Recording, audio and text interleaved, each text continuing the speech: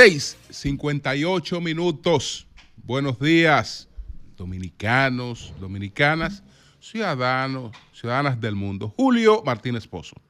Los comentarios de los temas más importantes, en el programa de mayor influencia de la radio y la televisión nacionales y de todas las plataformas digitales. Nosotros vamos a identificar de inmediato algunos de los temas que vamos a tratar en el día de hoy. Estos temas, bueno, ¿qué implica la precaria salud de Jorge Mario Bergoglio, el Papa Francisco? El rol de PC, eso es participación ciudadana, como instrumento del poder blando estadounidense. Y bueno, están las restricciones para la difamación a la que se refería el presidente en la semanal. Y Estados Unidos, que lo vemos negociando como un imperio, lo sigue siendo, pero no como en el pasado, y sigue negociando como un imperio sin serlo como en otros tiempos. Es imperio, pero no es el imperio de otros tiempos. Entonces, señores, bueno, nosotros estuvimos trabajando, como ustedes saben, la semana pasada desde Orlando, Florida. Estuvimos, pues, en el Latin Trade Show, que es una feria comercial organizada por los consulados de México, República Dominicana y Colombia. Nosotros estuvimos, pues, en esta actividad. Nuestro cónsul, Oli Matos, es uno de los organizadores de esta feria. Se trata de una iniciativa que irá creciendo, tiene pues mucho espacio y ojalá que pueda ser emulada por otros consulados y que el país y nuestros países se vinculen más a mecanismos de esta naturaleza, porque nos permite unificar recursos para la promoción de nuestros productos. Y estamos hablando de pueblos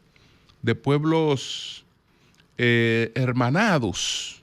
Estamos hablando de pueblos hermanados, de pueblos que somos prácticamente la misma nación. Estoy hablando de la nación hispana, de esa nación hispana de la que habló el escritor español Julián Marías, que llegó a ser incluso malinterpretado, porque Julián Marías llegó a escribir que le parecía un error que entre las poblaciones, los países hispanos, se hablasen a sí mismos como naciones distintas, que no eran naciones distintas, que lo que hay al sur del río Bravo, desde el río Bravo hasta Tierra del Fuego, es una misma nación, que es la España americana. Es una misma nación, porque hay estados y hay naciones. República Dominicana es un estado y República Dominicana es una nación. La concesión del estado está dada por los límites de un territorio, está dada por la existencia de un gobierno que tiene el monopolio de la violencia, que tiene control de su territorio, que hay unas leyes, hay una serie de cosas. Ese es un estado. una nación ya es un concepto que vive en la cultura. Estamos hablando de un idioma, estamos hablando de una historia común, estamos hablando de nexos culturales que nos acompañan por siglos. Entonces esa es una nación. Entonces Colombia, México y República Dominicana son parte de una misma nación en el sentido de que son hijos de una misma madre. Por eso nos es tan fácil entendernos. Y cuando nos ponemos de acuerdo para participar en un mercado y participar en ese mercado como hispano, todo lo que estamos es en un ganar-ganar, en un ganar-ganar. Entonces, bueno, sumamente interesante esta feria de la que nosotros fuimos parte, las entrevistas que logramos allí y sobre todo el respaldo a esta feria. Al regreso, una parte del equipo pues tuvo un percance porque la mayor parte de nuestros compañeros retornaron inmediatamente después de terminada la feria. Un tremendo sacrificio con todo ese cansancio, un viaje muy agotador. Nosotros no conseguimos vuelo directo, sino que fuimos a Orlando vía Miami por American. Entonces, bueno, una parte del equipo retornó el mismo viernes concluida la jornada en Orlando. Otra parte del equipo retornó el domingo. Entonces, lo que retornamos el domingo, sufrimos un percance porque hubo una situación en Orlando de mal tiempo. Ese mal tiempo retrasó todos los vuelos en el aeropuerto internacional de Orlando. Entonces nosotros veníamos con una conexión vía Miami. Cuando pudimos, después de pasar mucho trabajo, salir de Orlando, llegamos a Miami, pero ya no teníamos una conexión, habíamos perdido nuestra conexión. En lo que, digamos, hacemos las gestiones que la estaban haciendo cientos de personas, porque hubo varios vuelos de otros lugares que también estaban en la misma situación. Entonces, donde quiera eran cientos de personas haciendo fila para que les reubicaran su vuelo. En definitiva, nosotros estamos de regreso el domingo y llegamos a Miami ya a la medianoche o sobre la medianoche y logramos salir de ese aeropuerto cerca de las 2 de la mañana, entendiendo que íbamos a resolver nuestra situación con cierta facilidad, porque el que se queda en el aeropuerto de Miami sabe que tiene una solución prácticamente aprendida. Nos vamos a un pequeño hotel, a uno de esos hoteles que están próximos al aeropuerto, y ahí uno resuelve cualquier emergencia. Bueno, nosotros salimos a las 2 de la mañana, recorrimos casi todos los hoteles que están en el entorno del aeropuerto y todos estaban llenos. Y entonces ya estábamos prácticamente expuestos a amanecer en claro para esperar un vuelo que era el otro día, no en la mañana, sino a las 6 de la tarde. Entonces, bueno, nos quedamos ahí en el entorno del aeropuerto. Virgilio se fue al centro de Miami a ver si ubicaba un hotel y gracias a Dios lo logró, y a las 3 de la mañana nos estábamos hospedando en el Hotel Intercontinental. Y bueno, ya ahí la cosa pues experimentó un cambio, y ayer pudimos regresar en un vuelo de la tarde por American, después de pasar muchísimos trabajos, porque independientemente de que no era culpa de los pasajeros lo que ocurrió, Entonces American alegaba que como era producto de una tormenta, que el retraso no era responsabilidad de la línea, por lo tanto la línea no tenía ningún compromiso con los pasajeros. Entonces todo el que estaba quedado, teniendo planes o no, teniendo recursos o no, pues tenía que, la única opción era que resolviera su problema. El único compromiso de la línea era reubicarlo donde se pudiera, a la hora que se pudiera para regresarlo. Es decir, reubicarlo sin costo fue el único compromiso que asumió la línea aérea. Pero bueno, señores, ya estamos aquí. Y la verdad es que la experiencia fue muy halagüeña. La experiencia que acabamos de vivir en Orlando, Florida. Entonces, bueno, vamos a ver estos temas así tal y como lo anunciamos. A propósito de la experiencia que nosotros vivimos, que fue la de una tormenta o la de un mal tiempo en el aeropuerto de Orlando que retrasó todos los vuelos, hubo un vuelo de Orlando a Santiago de los Caballeros. Ese vuelo era de JetBlue. Ese vuelo, por una situación de neblina, no aterrizó en Santiago de los Caballeros, sino en las Américas. Es decir, que ayer se presentó este percance para un vuelo que venía precisamente desde Orlando. No pudo aterrizar en el aeropuerto de Santiago, sino el de las Américas. Pero ayer, por una situación también del tiempo, hubo una situación en Toronto, donde una aeronave en un aterrizaje se volcó.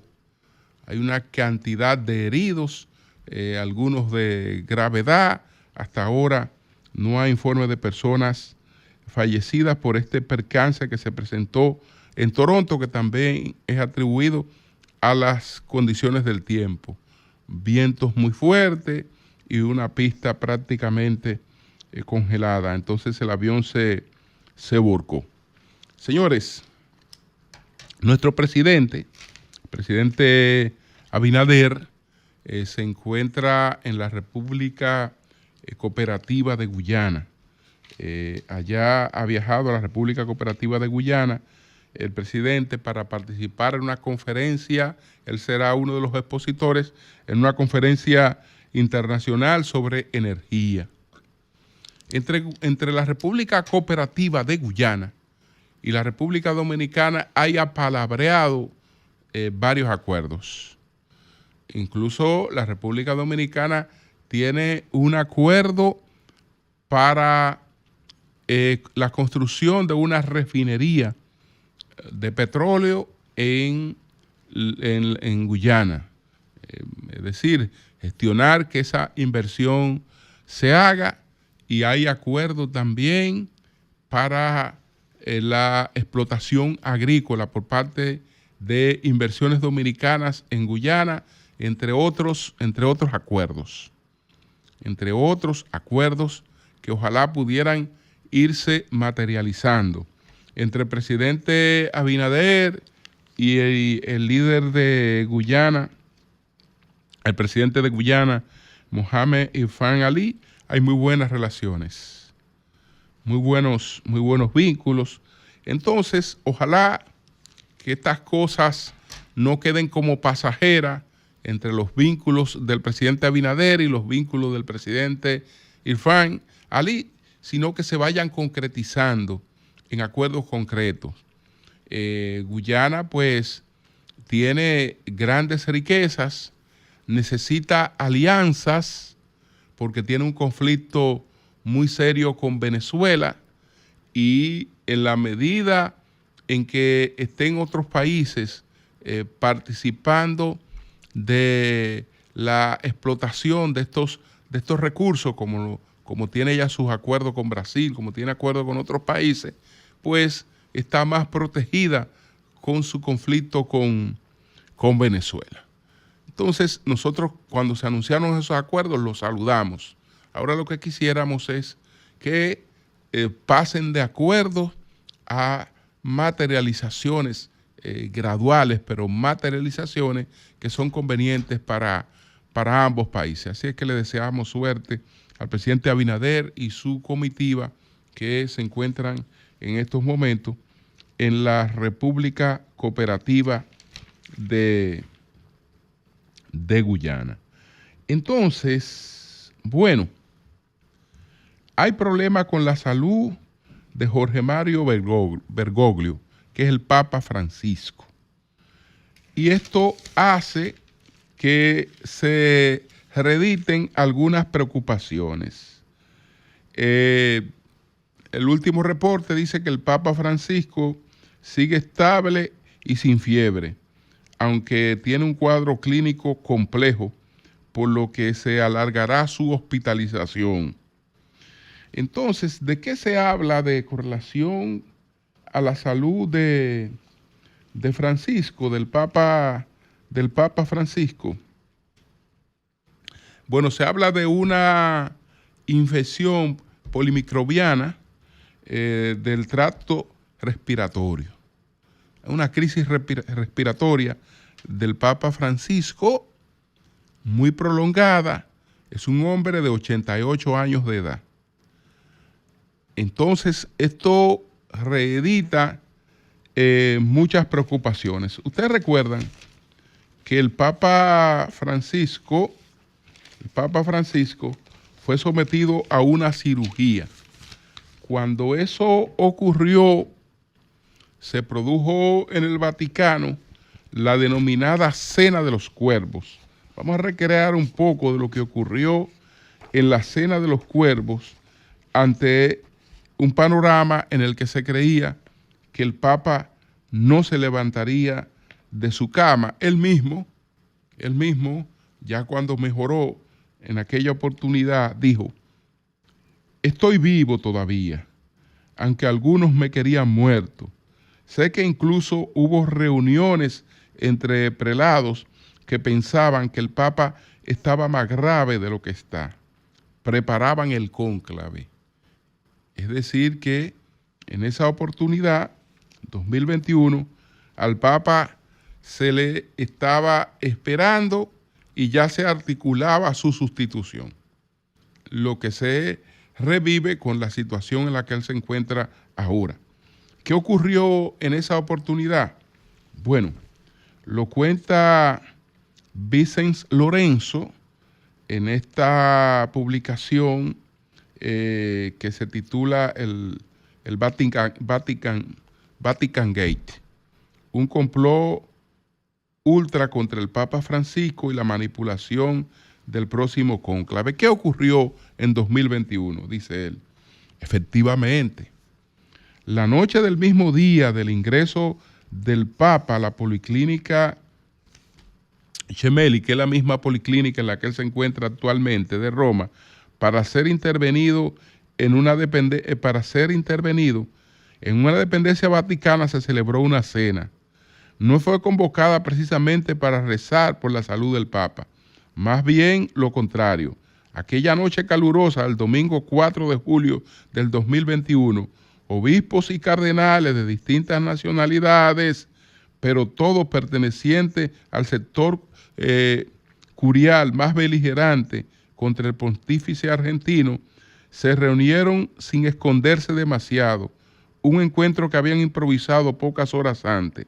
Intramuros, algunos calificaron esa reunión para conspirar mientras el Papa era intervenido como la cena de los cuervos. Revoloteaban como aves de rapiña esperando un desenlace fatal. Ahora, de nuevo, el Papa Francisco pues está en una situación que hace pensar que hay que ir pues articulando la sustitución. Todo eso reaviva enfrentamientos muy serios que el Papa Francisco ha tratado de contener. Por eso tal vez no se ha animado a renunciar, porque lo que puede pasar después de él no estaría en su control. no estaría en su control y ha preferido postergar su permanencia, el que en algún momento pensó seguir los pasos de Benedicto XVI, el primer papa que ha renunciado. Los papas por lo general dejan de serlo con su fallecimiento. Benedicto XVI estableció el precedente de la renuncia. A Bergoglio le simpatizaba ese precedente, pero parece ser que también va a esperar por la muerte para que la iglesia haga los cambios de lugar. Bueno, señores, hablemos un poco del rol de participación ciudadana. Leía unas declaraciones sobre el rol de participación ciudadana. Bueno, ¿cuál es ese rol? ¿Cuál es ese rol? Muy claro, muy claro.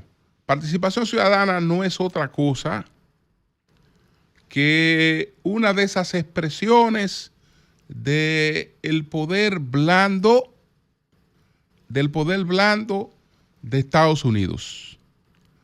Estados Unidos nos invadió por segunda vez en 1965. Y ya sabemos que esa invasión fue fruto de un error, de un manejo totalmente inapropiado de la situación que se presentó en República Dominicana en 1965 por parte del embajador de turno, que fue sumamente prepotente a la hora de encarar o de dirigir unas negociaciones. Y se produjo aquella intento de humillación en el que Francisco Alberto Camaño se engrandeció. Y bueno, un conflicto que pudo haber terminado con una negociación sin la necesidad de una medida de política exterior extrema como lo es una invasión, pues hubo de apelar a una invasión. Pero ya Estados Unidos empezaba a tener conciencia de que eso era innecesario, que contaba con otro mecanismo que podían surtir efectos iguales o más sutiles, pero iguales que los de una invasión.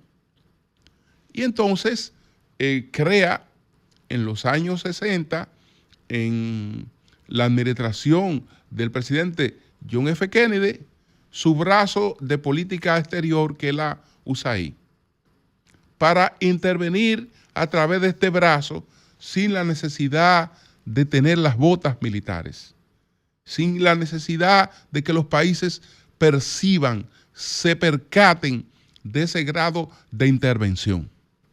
Y entonces fueron creando mecanismos para disfrazar esa intervención, que no parecieran que se trataba de una intervención directa, que es la que puede ejercer directamente su embajada, sino que existieran otros mecanismos en los que ellos pudieran interactuar en las sociedades sin ser percibidos como tales. Y entonces, en la Guerra Fría, eso no presentó los inconvenientes que está presentando en el día de hoy, porque durante la Guerra Fría, independientemente de que se presentaran cambios de gobierno en Estados Unidos, había un adversario común.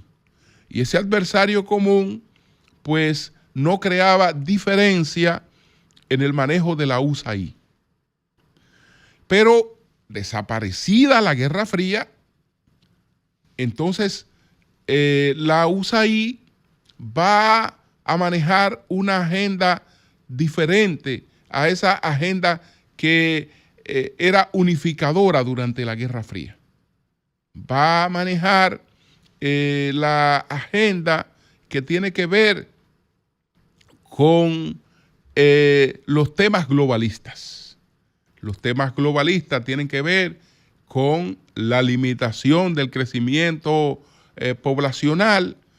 Para eso hay que inventarse 8.000 formas de la sexualidad no reproductiva y apoyar 8.000 formas de la sexualidad no reproductiva, fomentar la fragmentación de las sociedades, creando muchos vínculos de separación en términos ideológicos y pues manejar una agenda en la que las legislaciones de los países se acomodara a los intereses estadounidenses, pareciendo que son los propios países los que tienen esas iniciativas. Entonces, Participación Ciudadana jugó su papel de manera estelar en ese sentido. Decía Rosalía Sosa, que ella fue directora ejecutiva de Participación Ciudadana. Ella decía, o ha dado unas declaraciones diciendo que la gobernanza que tenemos en este país se la debemos a Participación Ciudadana. Si no le perjudica, yo le pediría que tome en cuenta otros factores, porque yo creo que la gobernanza que tenemos en el país ha sido a pesar de Participación Ciudadana, a pesar de este mecanismo de intervención blanda que ha tenido Estados Unidos, engañando a los estúpidos, porque aquí hay gente que siempre ha estado clara de cuál es el rol de Participación Ciudadana, pero a la gente se le hace ver que hay un grupo de ciudadanos preocupados por el fortalecimiento institucional del país, que a través de ese mecanismo ellos ejercen influencias en una serie de temas y que esos temas son positivos para la sociedad.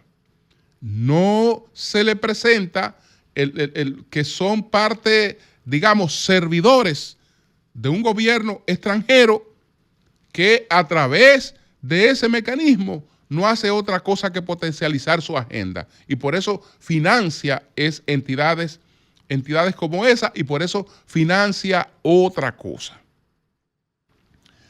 Lo importante de este momento en que llega al poder en Estados Unidos un sector que no está de acuerdo con la agenda que se está propiciando desde la USAID, que es la agenda de género, la agenda de LGBT en sentido totalmente exagerado, como una imposición a las sociedades, o que un niño puede tener la libertad de no ser criado en función de lo que la biología ha indicado, que si él nació varoncito, se le críe como un varoncito, si nació hembrita, se le críe como hembrita. No, eso es una intervención del padre o de los padres o de la familia que se considera absurda, y todas esas tonterías. Todas esas tonterías. Entonces, yo creo que es el momento que, dado expuesto todo esto, que la sociedad haga una mayor conciencia. La estabilidad que ha tenido este país, la gobernanza que tiene este país, se la debe a la fortaleza que ha guardado hasta ahora su sistema de partido, a la actuación responsable de su liderazgo político. Ese mismo que se ha querido denigrar, ese mismo que se ha intentado desplazar por gente que no activa en la política, pero a la hora es la que quiere los mejores beneficios de la política, de manera como lo hemos visto, como se ha presenciado. Entonces ahora muchas de estas cosas quedan al descubierto, pero siempre fueron así.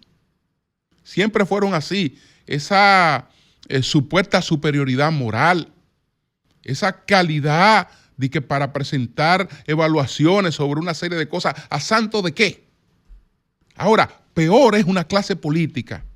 Peor son los congresistas que al no prepararse para su rol, cualquiera los manipula. Cualquiera los manipula y será peor en el futuro. Será peor en el futuro porque ahora una gente cree que puede ir a legislar de la manera muy fácil. Yo voy a legislar de manera fácil porque yo no necesito nada. ¿De qué tema que voy a tratar? ChatGPT, dime esto. Y te da ChatGPT 3 o 4 parrafitos y ya tú entiendes que tú no tienes que fajarte a estudiar ningún tema. Entonces, ¿qué es lo que tú eres? Tú terminas siendo un instrumento de cualquier pendejada como esta que te crean para manipularte, para hacerte creer que se está actuando en beneficio de una agenda que va a beneficiar a la mayoría, y tú lo que eres un tonto útil. Tú lo que eres un tonto útil de este tipo de mecanismo. Entonces, yo creo que ahí hay una serie de cosas que han quedado bastante evidenciadas, que ojalá, pues, en lo adelante, provoquen otras actitudes, otras posturas.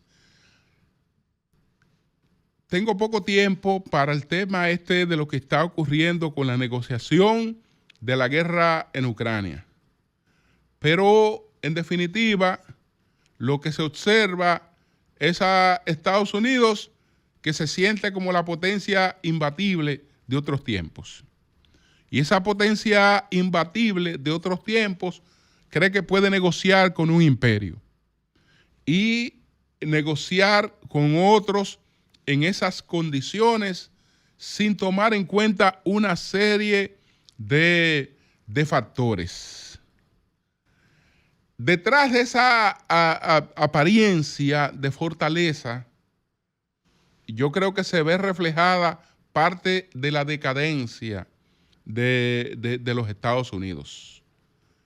Y en esas situaciones, yo no lo veo muy preparado para enfrentar los desafíos del futuro inmediato.